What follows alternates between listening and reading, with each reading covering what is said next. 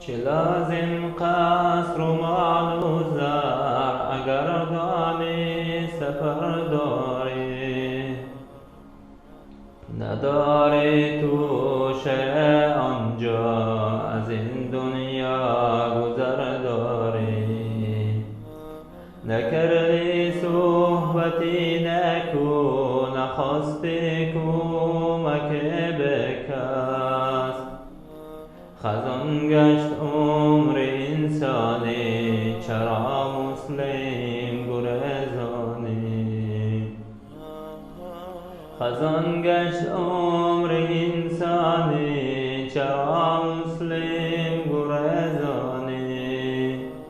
اگر رنجی جهان داری تا آن جان در بدن داری، با این جامه کفن داری بیا قرآن تلاوت کن.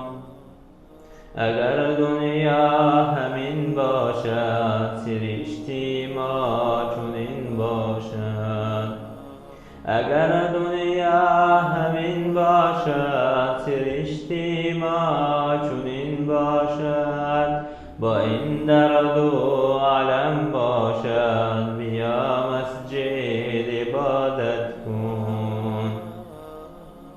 همه هم رفتگان رفتن، همه راهی سفر بستن. تو خودت دان ای بنده همه سوی امتحان رفتن.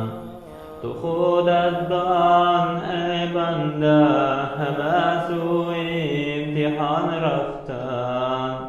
در این دنیا گناه کردیم، در این دنیا گناه دیدیم. نکردیم توبه یک بار چرا عمر را خزان کردیم. نکردیم توبه یک بار چرا